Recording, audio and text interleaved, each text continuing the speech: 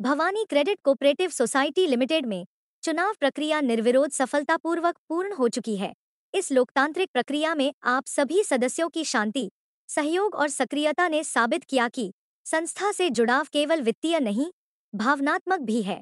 आपकी भागीदारी और समर्थन से निर्वाचन बिना किसी विवाद के सफलता के साथ संपन्न हुआ। आप सभी को इस सहयोग के लिए भवानी क्रेडिट परिवार की ओर से हार्दिक धन्यवाद। हमारी यह नई टीम स्पष्ट विजन और मजबूत इरादों के साथ कार्यभार संभाल रही है। प्राथमिकताएं होंगी सदस्यों की आर्थिक उन्नति, पारदर्शिता, डिजिटल सेवाओं का विस्तार और ग्रामीण विकास। संस्था के हर निर्णय में अब झलकेगा न्याय, निष्ठा और नवाचार का संतुलन।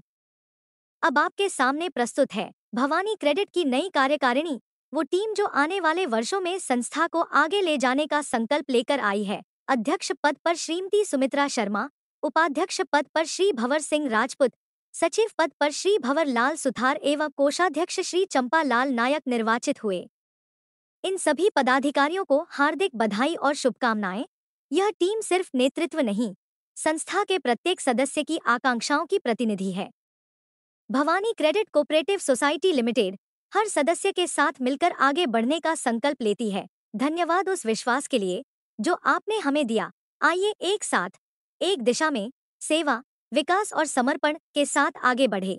भवानी क्रेडिट कोऑपरेटिव सोसाइटी 2009 से कार्यरत है, जिसमें विगत वर्षों में यह 5वां चुनाव है और यह पूरा राज्य निर्वाचन प्राधिकरण के निर्देशन में संपूर्ण हुआ है, जिसमें इंस्पेक्टर निर्वाचन अधिकारी श्रीमान हीरालाल जी मीणा द्वारा यह पूरी प्रक्रिया संपन्न करवाई गई। सोसाइटी का जो शुरू से प्रबंध समितियां रही है, जो अध्यक्ष वगैरह निर्वाचित हुए हैं, वो सोसाइटी के जो संस्थापक अध्यक्ष रहे हैं, शुरू से जो मार्गदर्शन है वो इस तरीके का है कि सोसाइटी सदस्यों का जो पैसा है वो सोसाइटी सदस्यों के हित में ही उपयोग होना चाहिए। किसी भी प्रकार से प्रबंध समिति सदस्य इसका उपयोग नहीं करते हैं। सीधा सदस्यों को ऋणों के रूप में वितरण किया जाता है और उन ऋणों के जो राशि होती है वो वापस प्राप्त होती है, जिसकी वजह से समिति को आज दिन तक कभी दिक्कत नहीं आई। समिति ने कोरोना के समय में भी कभी भी भुगतान में डिफॉल्ट नहीं किया, समय पर सदस्यों को भुगतान उपलब्ध करवाया।